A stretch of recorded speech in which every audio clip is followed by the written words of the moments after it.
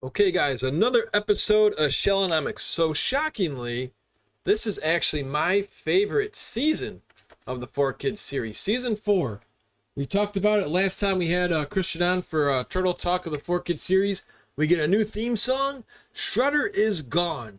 And that is the reason why I like this season. It's just so much freshness here. It's almost like how you were saying before, this show pays a lot of homage to the comic. And in the original comic, Shredder dies after the first issue. So you get to see a whole bunch of fresh takes and fresh stories. So, Christian, how did you like season 4 as a whole? Oh, you really get the feeling like after it started with season three for me that they really got the groove. They really know what they were doing. They're like, okay, we can try some stuff that would be a little bit more darker, some darker, grittier stuff.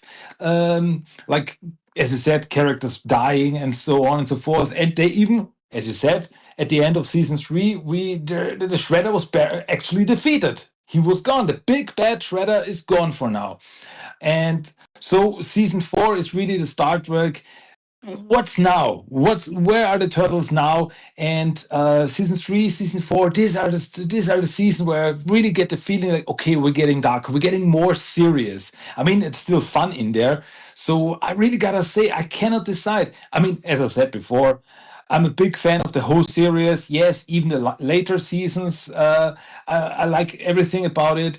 But season three and season four, I gotta say, I think they are. If you think about it story wise, they are the best because. As I said, they really try to get more. We can try to be a little more gritty. We can try to do darker stuff, and that's where I'm at. That's the stuff I like. Like, okay, the stakes are higher. It's getting darker. So yeah, I guess you can just say I'm a fan of season four. I Yep. guess you can break it down to this. Oh gosh, I can't wait to share just how deep of the character development. This is what turned me into a Leonardo fan. Is this series right here, this season specifically? Ooh. Just he became darker, and just I can't wait to break these episodes down. So we're gonna get started here. We got another about 26 episodes here, guys. So let's start with Cousin Sid. Yeah, as I said, the last episode, the end of season three, the turtles barely were able to defeat the Shredder, and they now we see that they went to the farmhouse in Northampton to relax a little bit because they're really beaten up. Like Mikey got two broken legs and so on and so forth. So just to relax a little bit, and during all this, Casey's cousin Sid comes in because he's got some problems with the purple dragons. So purple dragons are now even around Northampton. They are expanding their business, and because they're looking for some kind of treasure. And the turtles and Casey try to stop them, and the turtles like all ninja like. I mean, they really have their problems because they're not in their best form currently, but they're really able to. Yeah, beat up these guys and uh, save the day in the end. And yeah, this episode is actually like another adaptation of a comic. It's from Tales of the Teenage Mutant Ninja Turtles, Volume One, Number One, and it's, in my opinion, a really good adaptation of the whole story. Like it fits into the continuity of the 4 Kids series, but it stays true to the original material. And yeah, a fun little start where we know where we are right now. And as you said, with the whole thing with Leonardo, it's the start of the what should we call it? The brooding Leonardo saga, because Leo, he's really serious, he's really dark, and he's got some kind of problem that we're gonna find out more about as the season goes on. And yeah, it's a stark contrast to the usual Leonardo that we know. It's almost like we can call him Batnado. He reminds me so much of Batman. Just the voice actor does such a good job too. I mean, his voice totally changed. It's not as like high pitched in the other seasons. It's just very. This is how it's just. Oh, it's fantastic. And we're gonna go right into the next one here, guys. In the People's Choice. Yeah. I mean, this and the next few are like one-shot episodes because the turtles are still in Northampton and they're just trying to chill and relax and to get healthy again. Right. And during all this, they meet this alien lady, Jana, who is in a battle to the death with another lady called Moria, if I remember correctly. And because she wants to be the new leader of their planet, and Moria is the current leader, so they have to fight. And the turtles, they get like classic turtle stuff. They get thrown into the story. They fall into this other story and they take part in it. And they have to fight some monsters there and help Jana. And well, in the end, they are able to help her. And yeah, Jana becomes the new leader of their planet for a more peaceful new future for their planet. And once again, this is an straight up adaptation of a comic book from the original Mirage Comics run. And once again, a pretty good one at that. Yeah, like you said earlier too, Christian, is just even these episodes where they're still not filler, right? Because it's still part of the continuing story, and that's what I like. Just little by little, Yeah. they're taking a break, nothing too extreme. You know what I mean? Just like you say, kind of licking their wounds, so to speak, here, and just I can't thank this show enough just for doing this for us, just for Turtle fans to give us something new and fresh. And how did you like the theme song too? I know I touched about that, but the Oh yeah. shredded shredder. Did you like that spot in the theme song now when you first heard it? Oh yeah, it's like yeah. That was a big surprise back then that they changed the theme song a little bit, and it's great that they did. Like they adapt to the new environment that turtles are in. It's so funny because we are so used to like watch out for Shredder, and now suddenly it's Mikey with a Shredder helmet. We shredded Shredder, and yeah, it's gonna change again later on, but. I like it when they do this. They did this with the 2012 show sometimes, and I'm a big fan of stuff like this when they like change the theme song to fit the current storylines. That's really like an extra piece of special care that I really like and I really respect. Yep, nope, same here at all. And then we're gonna go to the next one right here, Sons of the Silent Age. Yeah, Turtles still yeah, getting back to, as you said, I really like this because the turtles are not like, okay, we got beaten up by the shredder, next episode we are cool again. No, they take some time, and this is really good that we show them like getting back to their old selves.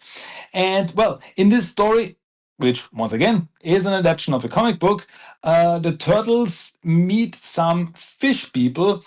And I gotta say, Sons of the Silent Age, the original comic book, is one fantastic story that I gotta say is maybe one of my favorite stories ever in the TMNT comics because it's so well. How should I put it? So depressing because in the like here we meet like these fish people, and there's only one female fish lady, and well, she dies, and there are four fish men, and like it's, how should I put it? It's like the turtles looking at themselves. They are the only ones in this world. They are the only four male turtles in this world, and it will all end with them. Their bloodline will end with them, and this is like, well, it blows my mind. So, oh, this is so dark.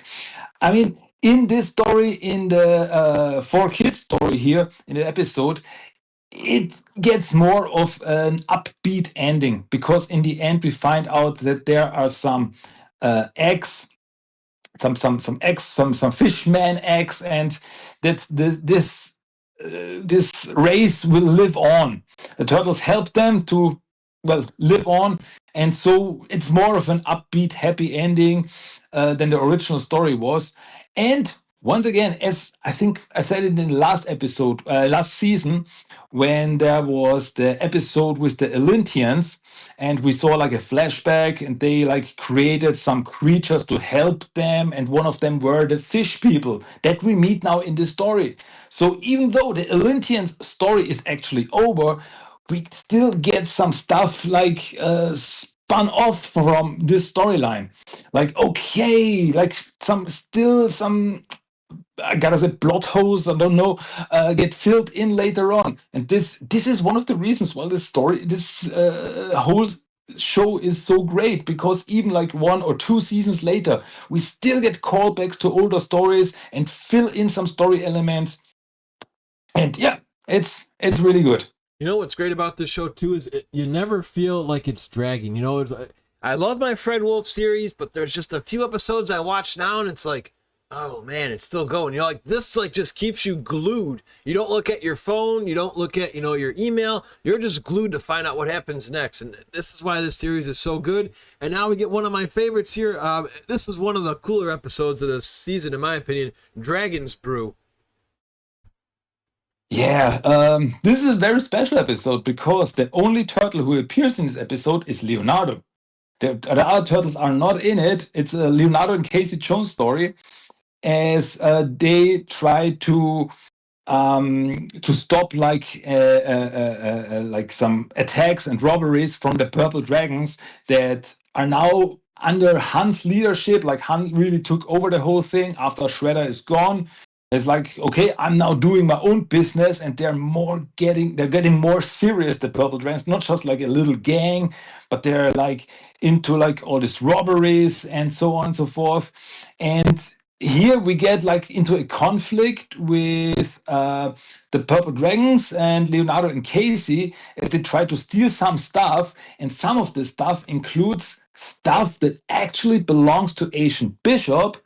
And during all this, like some kind of mutated creature mutation experiment by Bishop escapes. And this is getting so serious, because we find out through flashbacks that this creature was a friend of Bishop that he experimented on. Like, he betrayed him, experimented on him. And I mean, if you remember, there's one scene in there that's really, I, I guess I will never forget. There's one scene in there where, like, this creature, this monster, gets shot up, and it's like it only almost breaks in half. You see, like, the intestines almost falling out, and like, dude, is this still a kids show that we're watching here? Right. And that's what I mean when I say it's getting more dark. It's really trying to push like the show to the limit, what it can do.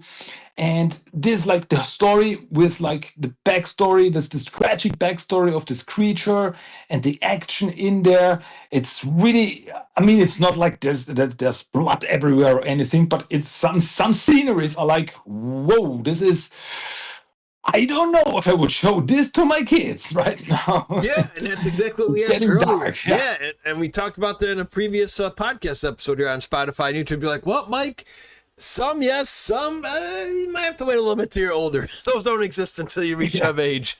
So, not exactly. Just another great episode. I really like the Leonardo Casey Jones. Again, this show just gives us such fresh material. You know, it always doesn't have to be Raph and Casey, Casey and Raph. You know what I mean? I love it. Yeah. And now we go into the next one, I Monster. Yeah, if you know your Turtle comics, you know I Monster was the introduction of the Red King in the TMNT comics, in the original Mirage stories. And well, here we meet the Red King, but in this continuity, we already met him in the last season, because in last season we saw this experiment of Bishop, which was the Slayer, and now we find out what happened to him. He was flushed out, like near this old factory building, and he doesn't remember what is he, who is he only gets like some flashbacks here and there of his past, and the turtles run into him, and well, he turns into this universe's Red King. And once again, the action in this episode is so great, like all the acrobatics that the Red King is doing, and the whole thing with all these rats like attacking the turtles and so on and so forth. And it's doing its own thing with the story from the comics, but it's doing it so well to once again fit into this world. It's, yeah, really cool. And honestly, I would have loved to see more of this Red King. Unfortunately, we don't see that much of him, but this episode alone is really great. Now, is this one you let your kid watch? I mean, it's kind of like Disney scare. It's like Um, Nightmare Before Christmas territory here, I feel. yeah, I mean, the Red King looks a little bit scary, but it doesn't get too gruesome. Right, exactly. No, this was another good one. But here comes probably my favorite, just because I've always been a Michelangelo guy, and we get more of this story like you've been hyping up every single time we do an episode for the 2003 series. More continuation. Here we go with Grudge Match. I had chills watching this one for the first time. Yeah, this is really great because we get a callback. As we remember, Michelangelo is the current Battle Nexus champion because he defeated Kla in the at the end of season 2. But Kla comes back because Mikey defeated him by accident during all this craziness with Draco and Ultimate Ninja. He knocked him out by accident, and now Clark comes back and is like, I I don't think that you are really the champion. I'm gonna challenge you, and that's totally fine with the Battle Nexus rules. So Mikey now has to fight him for real, and he goes to Leonardo for some advice, and they train together. And well, then they have the fight, and during all this, like as we remember in the Battle Nexus fights, no one really got killed or anything, because every time there was like a fatal blow, the enemy got zapped away and everything's fine. But here, the father of Kla uses some dark magic so that these rules don't apply, and they have to fight to the death. And well, even though at first Mikey gets beaten up, but then he pulls up his host rank and he shows that he is worthy to be the Battle Nexus champion, and he is really for now able to defeat Kla. And this is why I really like when they do this with Michelangelo. Yeah, Michelangelo is goofy, Michelangelo fools around, but when he gets serious, he can get serious. He is really one of the best when he puts his head to. And if he wouldn't be such a goofball, who knows what he would be able to do. And yeah, for this, just for Mikey episode, this is really a great Mikey Yeah. episode. How'd you like the chemistry with Mike and Leo in this one, too? Again, we got Grim Leo, and Mike's asking him for help. Yeah, I really like this. That Leo was really there. Okay, I'm gonna help you, but you gotta be serious. And this I really like this because this is like a constellation that we don't see that often. We don't see Mikey and Leo interacting that often in such a way. It's more like Mikey Donnie, Mikey Rev, but Mikey Leo, to see Mikey and Leo together is something unusual, and it's really appreciated. And it's like you really get the siblings here. Like, yeah, I'm your like a big brother. I'm gonna help you, but you gotta take it serious.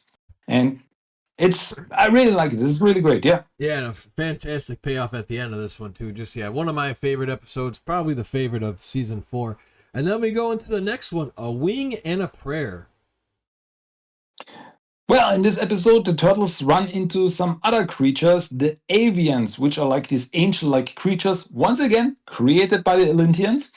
And one of them is a raptor, which was very interesting that raptor was appeared in this show because just like 3 years before this episode, he had his debut in the Mirage comics in volume 4. So he was a really new character back then, but they adapted him into the show, which I really liked. And well, the turtles help him to fight off an evil avian called Amethos. And well, the turtles, they got some wingsuits where they can fly around, which once again gave us some really cool action scenes where they had this flying suits, of which I actually have the action figures because there were action figures of these suits, which were really cool. And yeah, they are able to defeat this evil Mephis guy in the end so that the avians can live in peace in their sky city and everything's cool again. You make a great point there too about the toys here. We all grew up with the retro toys in the '80s and Playmates, but 2003. Can you say their toy line is actually, I guess, underrated because nobody really talks about that line? Actually, yes, because the toy line was really good. We had some really cool action figures back then, and we even got a lot of them. But it's like nowadays, not a lot of people talk about them, and it's kind of unfair because they had some really cool action figures. I mean, if you just look at the turtles, they had like moving fingers and moving toes that the retro action turtles from 90s and 80s didn't have. So they really put some care into them, and they should be appreciated more. Yeah. Yeah, I agree, and especially like the armored Shredder toy. I thought that one was pretty cool because you could take his helmet off, and it wasn't a mutation turtle. It was just so simple to just plop his helmet off. Yeah, that is a good toy line there. So hopefully, and again, guys, we're gonna plug Christian's channel later, but again, he does do a lot of toy talk on his podcast. So I'm telling you, you got to stop by his channel. So as we go into our next one here, my friend, we are in Bad Day. Oh, that's once again a dark episode. Well, to make it short, the turtles get attacked by pretty much everyone. This is like suddenly there's like a flood in the sewers. Clunk apparently drowns. Then the turtles get attacked by, yeah, as I said, pretty much everyone, like the Foot Clan, Bishop, everyone is there. Seemingly April and Casey gets taken out, and it's like a nightmare. Like, and suddenly all these bad guys appear and they surround the turtles, and it's really a crazy episode where the whole time you think, what is going on? This is something is definitely not right here. And it turns out, yeah, something is definitely not right here, because this is not a physical attack, it's an attack on the psychological level. Like Karai, who is now the leader of the Foot Clan, and she's really pissed at the turtles for taking out the Shredder, wants to get revenge on them, and this is like her first attack. She uses the Foot Mystics that we haven't seen since season 1, if I remember correctly. Yeah. And yeah, they were attacking like this through this vision, like a dream vision, like showing them the worst version of a day they could have, and like to weaken the turtles. But Splinter and the turtles, they found out that something was wrong, and they were able to fight this vision and fight off the mystics for now. But Kara is like, okay, that was our first try, let's try something different next time. But for now, everything's back to normal. It was not real, fortunately. Everyone is still alive. But what an episode. Crazy stuff. Gosh, I mean, just again, that's why I mean, this whole season is just so cool because it's just fresh stuff. You don't see this anywhere else. Like you said earlier, some of them do pay tribute to the comics, but for like a lot of us OG fans, it's just a real nice treat. And now we go into the guy, I believe you wanted this gentleman as a NECA. If you guys listen to that episode, our 10 most wanted NECA toys here, one of Christian's favorite characters makes an appearance here in Aliens Among Us.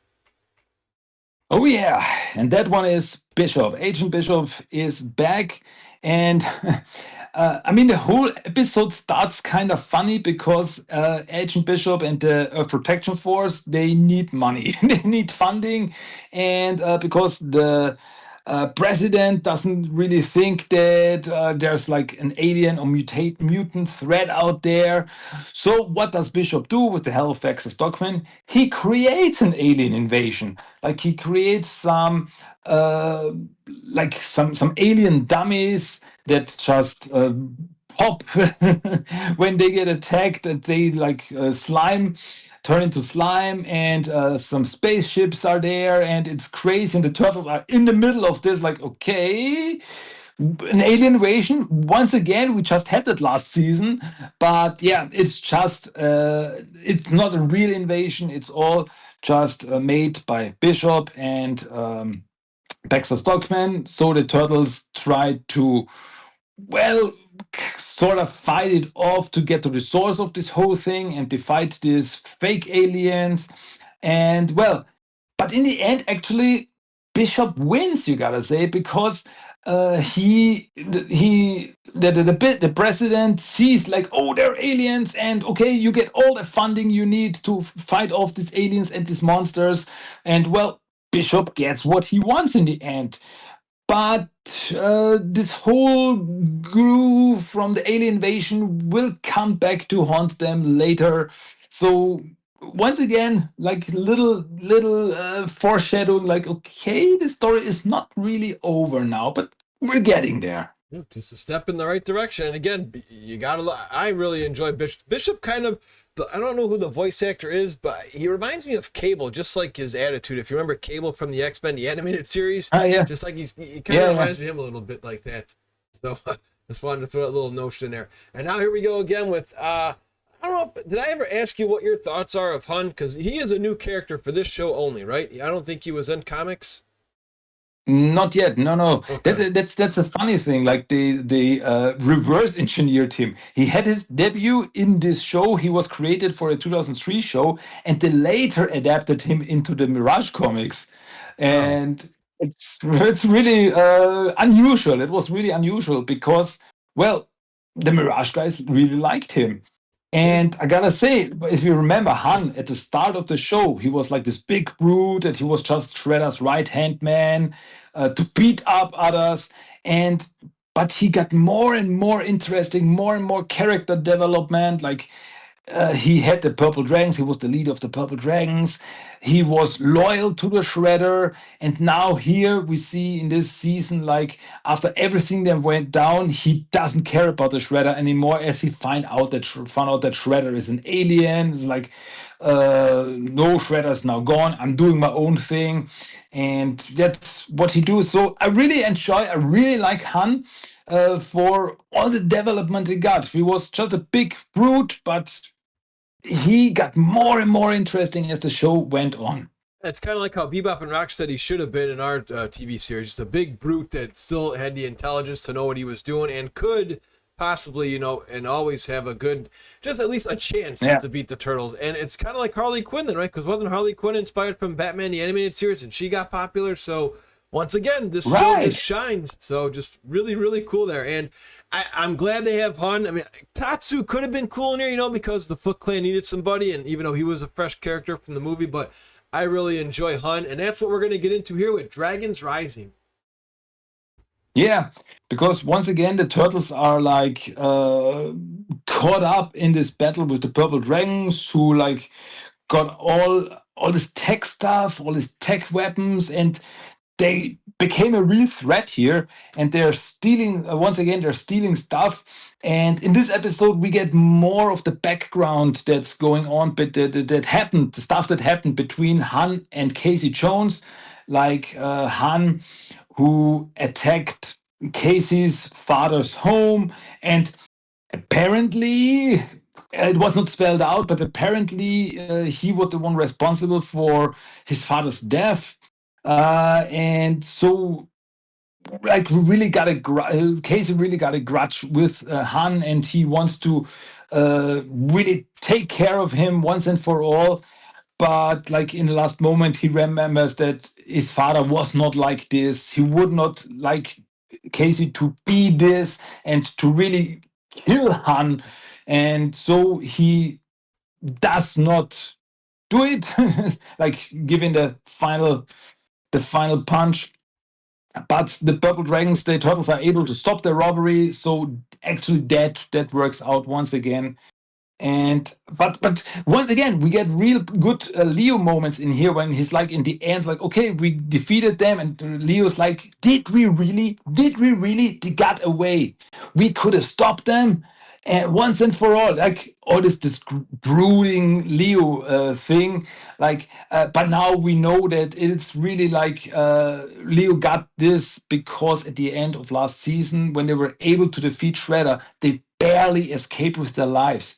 And was like Leo, like, we are not good enough. We should get better, because next time one big bad comes up, maybe he will really defeat us if we're not getting better. And he thinks about this himself, like he is not good enough. And that's why he's so brooding and so, yeah, so like the way he is in this season. And yeah, that's, as I said, that's really an interesting take on Leonardo that we don't get that often. No, it's more Raphael dealing with personal stuff, and that's why even Raphael speaks his piece once in a while too, which is just Yeah. we really can't say anything bad about this show. It's really, I mean, I even try sometimes to pick something, and I really can't find anything bad. It's just almost like a perfection show. It's pretty much perfect. And now we get another one of your friends here with still nobody. Yeah, where we get the return of Nobody from last season. And once again, he asked for the help of the Turtles because there's a new gang in town called the Turks. And like they also got their hands on some weapon deals and so on and so forth. And the Turtles have to help him. And well, in the end, they're able to do so. And there's one very interesting scene at the end where Han and Karai meet because they haven't spoken to each other after the whole thing with the Shredder last season. Well, they meet like, and Han's like, "Did you know that Shredder was like an alien slug?" And she was like, "Yeah, but it didn't matter. I was still loyal." And Han's like, "Nope, I don't care about all this anymore." And Karai is like, "Yep, I'm doing my thing. I'm gonna get my revenge from my master." And they have a really interesting conversation there. And yeah, but the whole thing with Nobody is once again really cool, really nice little story. Yeah. Yep. No, again, just can't say anything bad. And we go to the next. Now, here's one we didn't get. Is well, I kind of maybe we did with April Foolish and stuff, but I kind of like this Halloween episode here with All Hallows Thieves. How'd you like this one? Oh, great. It's once again, it's an adaptation of a comic book. And once again, a really good one at that. Where the turtles meet the king of the thieves, this big thief guy who steals this the statue, and that brings forth some crazy creatures. And as you said, it's Halloween, so like these little imps and gremlins come out, and turtles attack the turtles. And in the end, we get this the statue actually comes to life and becomes like this giant four-armed creature. And the turtles have to defeat him, which once again get some really cool action scenes. And the whole Halloween vibe that we get from this episode is really great. It's as we got in the original cartoon show, we got like the episode Super Irma, which took place on Halloween, but it did not really feel like a Halloween episode. But here we got like monsters and creatures and stuff like this and mysticism. And for this, it's a great Halloween episode, which, if I see correctly, which really came out around Halloween. It came out on October 29th, 2005. Yes. So perfect timing, I gotta say. Yeah, exactly. And it's isn't it crazy that this show? I mean, this the show is over 20 years old, but this just happened 20 years ago, and I do like the 2012 series. I hope we get the deep dive into that someday. But this one it's going to be really hard for a Ninja Turtle show to ever top this series. It's going to be really, really hard.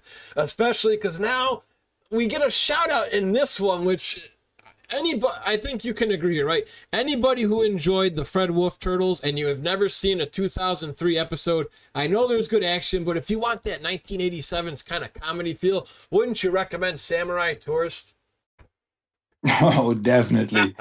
Well, because Usagi and his rhino friend Jin come around come to the turtles world now, and the turtles like take them on a tour, and it's really funny because like they come from this ancient world, this samurai world, and now they're suddenly in a modern world. They are fascinated just by the lights and the big city and everything. And we got this one moment that's just too good when Jin, who's this rhino, like takes some clothes from a guy because, hey, I like your clothes, and he turns into Rocksteady. He looks just like Rocksteady from the classic cartoon, which is such a nice little Easter egg. And the whole story, on the other hand, is that an other character, like this assassin, comes to this world who is like this like warthog creature, and well, which is nice, gotta say, a little callback, little Easter egg callback to Bebop. So we got Rocksteady, we got Bebop, kind of. And well, there's a once again big fight. Leonardo and Usagi fighting together, which is just great. And I really like it because at the end of the episode, we find out that Splinter was actually the one who called Usagi to help Leonardo. Like, hey, can you like take care of Leonardo for a bit because I don't like the way he's walking right now. Like as a friend, talk to him. And Usagi really tries like, hey, there are some things in life that we cannot change. We can learn from them, but some things just happen. Bad things happen. And but still Leonardo's like, thanks Usagi, but I know what I'm doing. So it's not really working the way Splinter intended it to be. But still, great to see Usagi again and in a fun episode. Yeah. I had so much fun watching this. I said, "Oh my god, are they really doing this?" That's pretty much the words that I first. Because my friend told me about it. Was like, "Yeah, do you remember that time that Rocksteady was in?" Like, no, I don't. I've never seen it. And he showed me it on a YouTube video, and I was like, "Oh my god, this is great." And Casey Jones is involved in it. Yeah, such a fantastic watch. And now we go from laughing to again. This show just kills it with getting your emotions. What was the term we used to use? The feels, I think was the one we always say back then. The feels. Yeah, yeah. And the feels come in heavy in this one right here, in the ancient one. Yeah, because the episode starts with Leonardo training with Splinter. And once again, he's like, you showed me these moves over and over again. I need something new. Give me something new. And he gets angry and angry and even hurts Splinter during the training. And Splinter, this is really interesting because Splinter is not like, how dare you attack me? He's like, I understand it. I cannot teach you more. You need a new teacher. So he sends Leonardo to Japan to find the Ancient One, who was the teacher of Hamato Yoshi. And so he goes to Japan, has some fun little adventures there, and meets like this little chubby guy who, well, farts a lot. Yeah.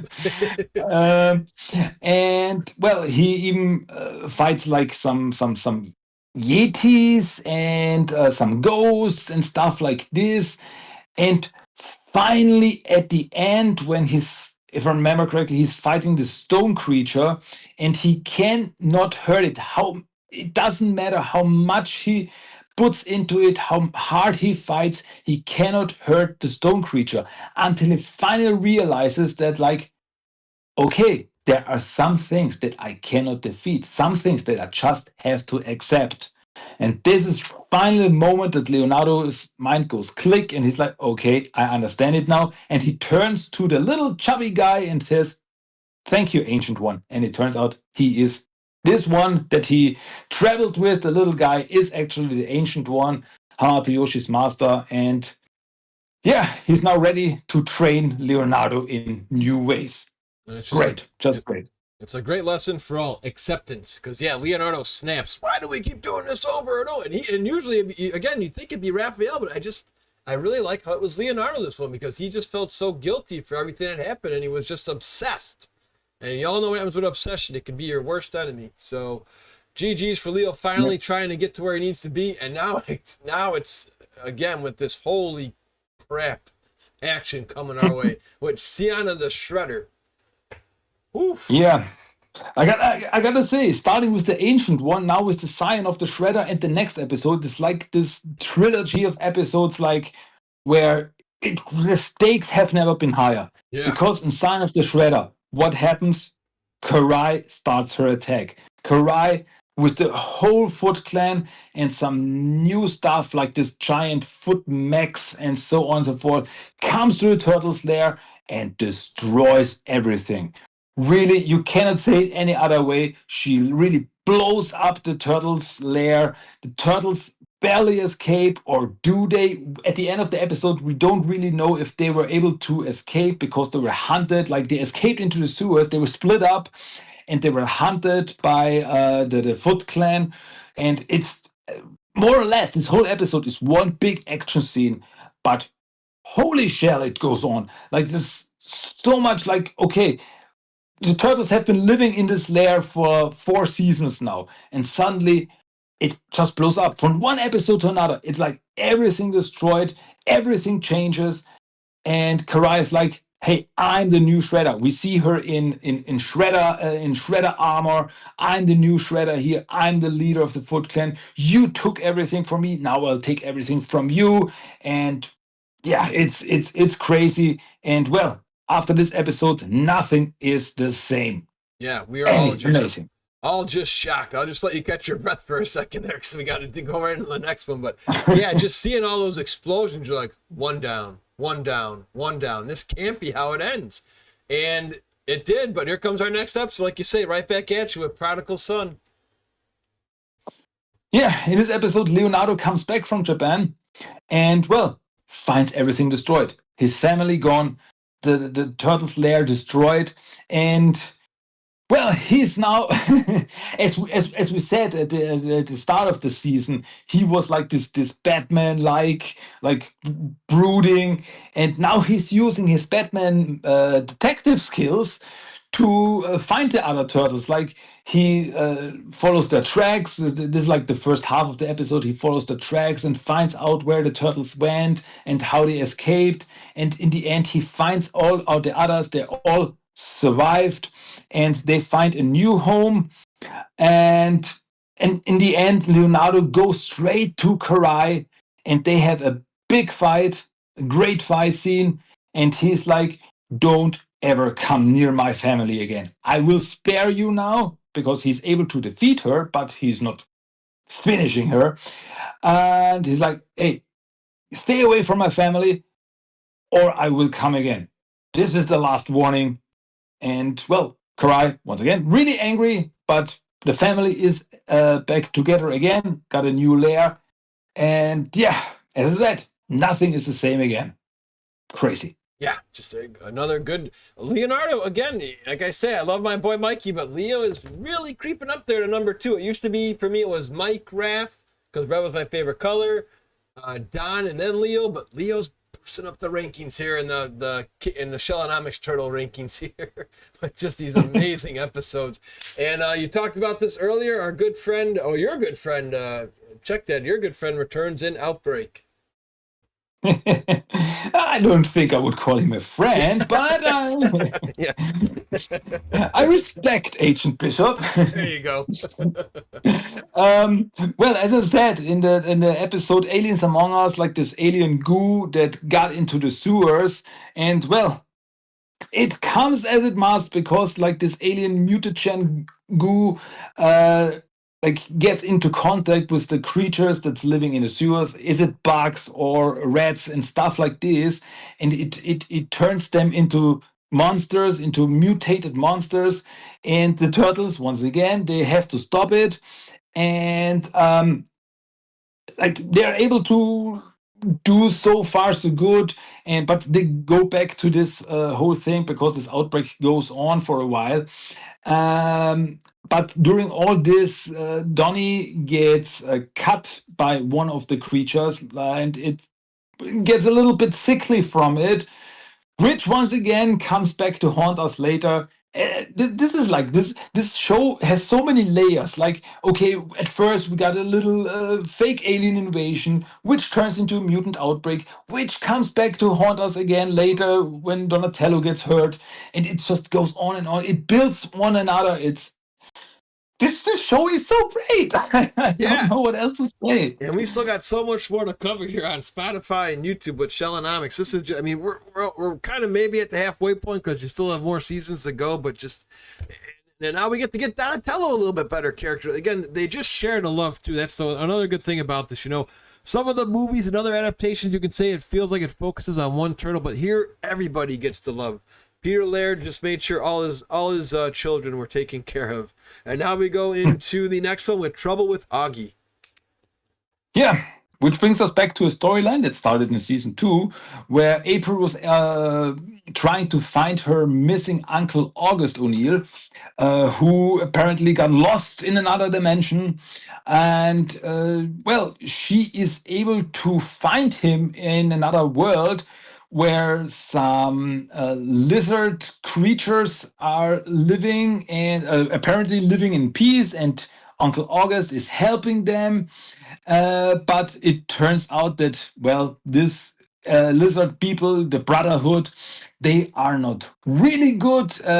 Once again, this is an April and Donnie episode because they are both working together to get there. And the Brotherhood, they are like this um, race of lizard people who go from dimension to dimension, from planet to planet, and like eat everything and everyone there until nothing's left, and then they go to the next planet, and that's what they want to do with Earth. Fortunately, April and Donnie find out about it and are able to trick them, and they are able to escape together with Uncle August back to Earth. And so this storyline is pretty much over. Uncle August is saved. He's back on Earth again. And this episode, we meet April's sister, Robin, in this version, which is, well, it's her only episode that she appears in, but it's nice to get, like, once again, a little throwback to the comics where she also appeared. So, yeah, she exists in this universe too. Oh, I agree, and thanks for pointing that fun fact out for us. We talked about this in a previous podcast too, just what would be some cool crossovers we've never seen, and more this is feeling more like the X-Men here with Insane in the Membrane. Oh, it's like this is like the forbidden episode, because I remember this was not shown on TV when the show was first, well, shown on TV. Later they showed it later and it was released on DVD, but they had some real problems with this episode, because in this episode Baxter Stockman clones himself a new body, because if you remember, Baxter was actually only a brain anymore, in a robotic body, but he wanted a new human body. And it works at first. He gets a new human body, which is stronger and better than before, but it starts to uh, deteriorate, and he gets crazy from it. He like sees visions of his mother when he was still a young boy, and he really goes insane, and he turns more and more into like a zombie like creature, like really falling apart. Once again, so many gruesome scenes in this episode where, like, whoa, I understand why they didn't want to show this on TV. Like really, like a finger falling off, or like half a face is like almost kicked off. It's crazy. And during all this, Baxter starts thinking that this all just happened because of April. April is the cause of all the problems that happened in his life, because if she wouldn't have stopped him in like season 1, everything would have went better. And so he goes after April, and the turtles are able to save her. But Baxter, in the end, falls into the river and apparently drowns. And what an episode. This is really crazy episode. Yeah, I still have to sometimes, right, I wouldn't make sure you have Pepto-Bismol by you for your stomach aches, because this one really gets kind of gross, and it gets crazy with the feels again too, with that whole mother stuff. It's like, this is something you'd almost see at like a Broadway musical play or something. Like some of these like scenes you can just picture, where he's having these flashbacks. And oh man, Yeah. thank you so much for breaking this down. And you're gonna be okay. We still got a couple more. You're gonna be all right. We got maybe 6 more episodes. Yeah. All right. Now we can breathe a Putting little bit through. easier. Yes, exactly. Now we get a two-parter here with Return of Savanti. Yeah. Here we get, like, as the title suggests, Savanti Romero returns, or more or less, because he's stuck in dinosaur ages. But he's, well, calling the turtles. once again, this was the same in the Mirage comics when he came back, and he's like, "Haha, I'm causing trouble in the past." And Turtles and Renette go back to the dinosaur ages to stop him. And hey, I'm a big fan of dinosaurs, turtles and dinosaurs. I think I said that when we had the dinosaur episode in the classic cartoon. Dinosaurs, turtles always work, and it's so cool. Like the turtles, like fighting raptors, and this whole thing, and stopping Savante Romero in the end when he tries to create with magic, like stop the extinction of the dinosaurs. And it's just once again a really cool adaptation of a comic book, and I think it's really cool that this is a two-parter because we get some more dino action, and that's always a plus in my book. No, I agree, and that's what we were talking about with our Fred Wolf series, right? We didn't really get too many miniseries. It was just always a one-off, and the Planet of the Turtleoids is one of the few in the later seasons that just had extra time, because I want to say there's at least 10 or 20 episodes from the old tune that could have made great two-parters, and it just felt rushed at the end with a quick fight, and they're on their way. Here, like you said, we get to sit here, we get to absorb it, we get to understand it, and we just get so much more passion behind these episodes. Oh, boy. Absolutely. We're getting down to our final 5 in this season, and we're going to go into the Tale of Master Yoshi. Yeah, Tale of Master Yoshi, which was actually the 100th episode overall. And it's a special one at that because Leonardo tells the others a story that he heard from the Ancient One about Hamato Yoshi. And we get a really great background episode, a flashback episode about Hamato Yoshi. I mean, what did we know? We knew that Hamato Yoshi was a guardian for the Utroms, and that he was killed by the Shredder. But now we get the whole story, like he was living together with the Ancient One, and living together with his best friend back then, and also a young girl called Tang Shen. And Hamato Yoshi and his friend fell in love with Tang Shen, and so they became rivals. So this, I always forget the friend's name, but he's pretty much the Oroku Nagi of this universe. And yeah, so as I said, Hamato Yoshi becomes a guardian while his friend becomes a member of the Foot Clan. And we see this whole thing, like when the Shredder tried to find out about the Utroms, how the Utroms escaped from Japan, and Shredder more or less went after them, and even like the confrontation between Hamato Yoshi and his friend, and like Splinter, his Bat Rat. We also find we get his origin, and we even get an origin for the name Splinter here, because Hamato Yoshi says, "I want to name this rat Splinter because of everything that happened. Like Tang Shen was killed, his friend was killed, and it's like a splinter under his skin that hurts and always remembers about all the bad things that happened before that he will never forget." So that's it's really deep. It's really great. Really like how should I put it? An exposition episode. Like, okay, we now get the whole story, and yeah, it was great to see Tang Shen in this version finally. So yeah, once again, great story. Even though the turtles don't really play a part in the story, but we get more background, more world building of this universe, and that's great. Yeah, and according to episodes, I believe that was episode 100 too, so a fantastic milestone episode too. Just a great, well done. I appreciated seeing Tang Shin as well in that one. So now we're going to get into one that was actually named in the Fred Wolf saga too, I believe, Adventures in Turtle City. But if I had to choose, I like the little kid turtles, but this one is just, this one just really hits. This is madness right here. Yeah, because as the other turtles go monster hunting, like this bug monsters that were created, Donnie is not feeling well, as I said, because he got hurt earlier. He's really sick. And Casey and April, well, they go to April's apartment, and Casey and April take care of him.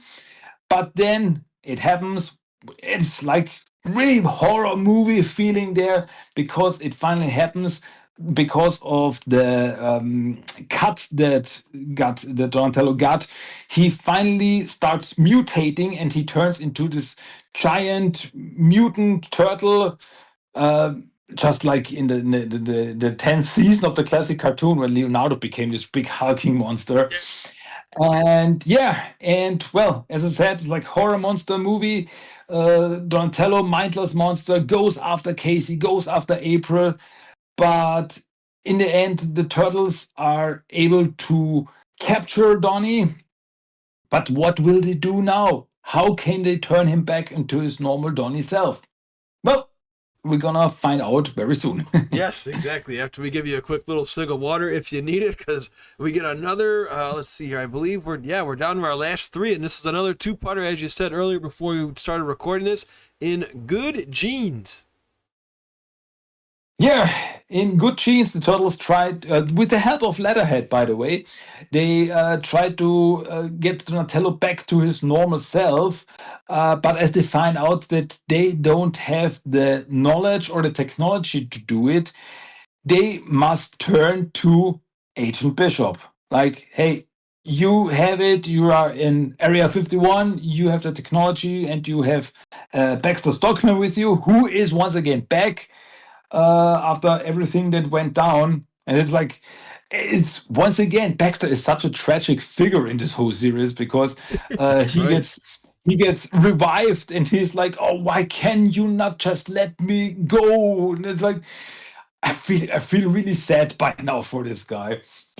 And well, the turtles turn to Bishop, and Bishop says, okay, I will help you.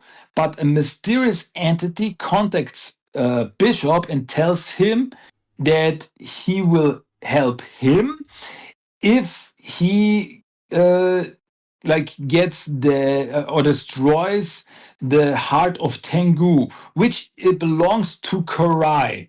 So he goes to the turtles, like, I will help you turn Donatello back to his normal self, but you have to infiltrate the foot building and steal the heart of Tengu from Karai.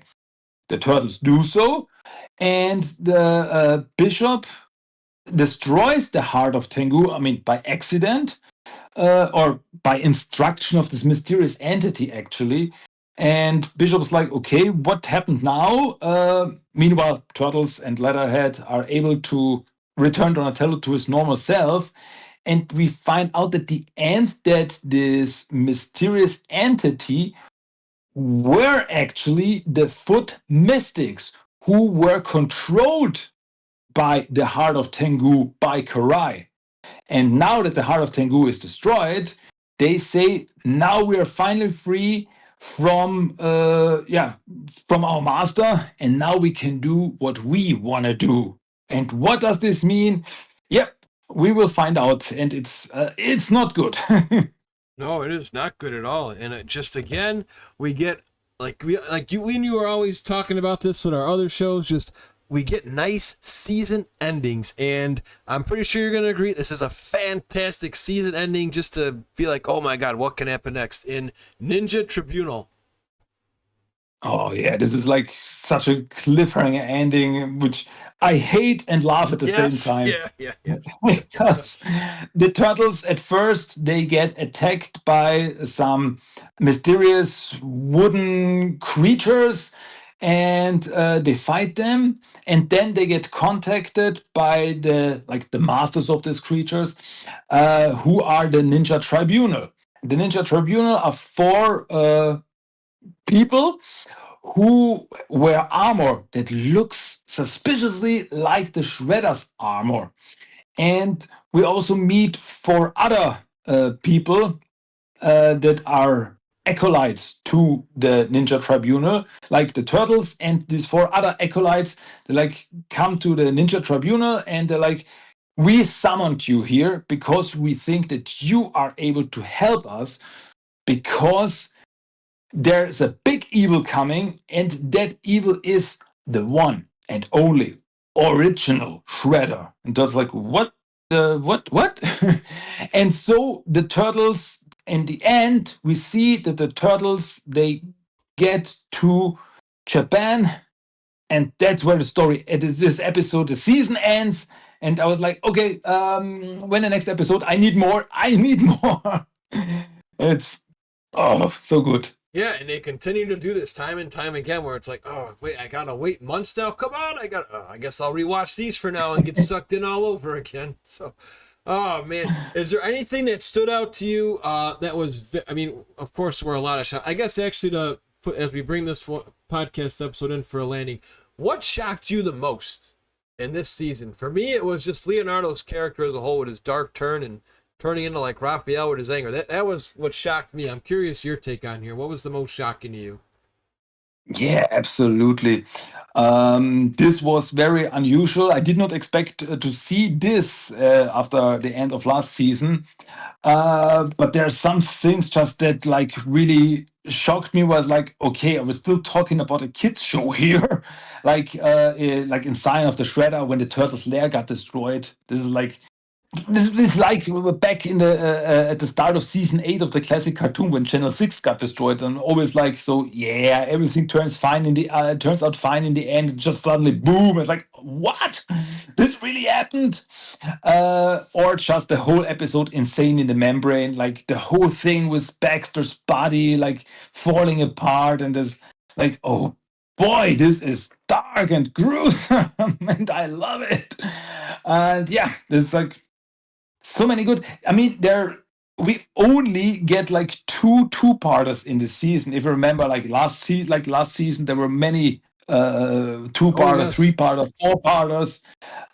So here we have standalone episodes, but they also flow into each other. Like the story goes on, and like this whole world building is so great. It's, yeah, as I said, it's just a great season overall. Yep, and it is still, even though we had good episodes in 1, 2, and 3, this is my favorite of the bunch. And again, because it's like final, it's like, yeah, Shredder can come back now. We had our fun without talking about him, so let's bring him back. Why not? So, Christian, as always, it's been a blast. Thank you for giving us an A+ effort, as always, with your fun facts, your detail, and your passion for turtles. If people want to deep dive more into episodes like this and others, I know you just even have specific episodes dedicated on your podcast just to one episode. Where can people find you? Yeah, if you once again want to hear more of me, you can do so on Teenage Mutant Ninja Turtles, The Talk, which is my podcast. I have German episodes because I'm actually from Austria, so I normally talk German, but I also have English episodes where I talk about the current comics and also other stuff. So, hey, check it out. Maybe it's for you. Let me know. And well, or just check out the website tmnttalk.com, where you can find everything, all the socials like Facebook, Twitter, Instagram, and even the Discord server. Hey, join the Discord. Let's talk turtles. I'm always there for it. Yeah, check out TMNT.talk. Maybe it's for you. It's always nice to stop by your Discord just because it's so clean. There's Discords that have just a barrage of channels, and like ours has at least some organization, but yours is just like, here you go, guys. Cartoon, toys, podcast. It's so simple. Check it out, guys. You will not get lost. It is a very simple, easy Discord. And if you love turtles, where else would you rather be? Christian, as always, my friend, thank you for your time, and we hope to see you real soon, pal. Yeah, will do. It's always a pleasure. Thanks again. Until next time.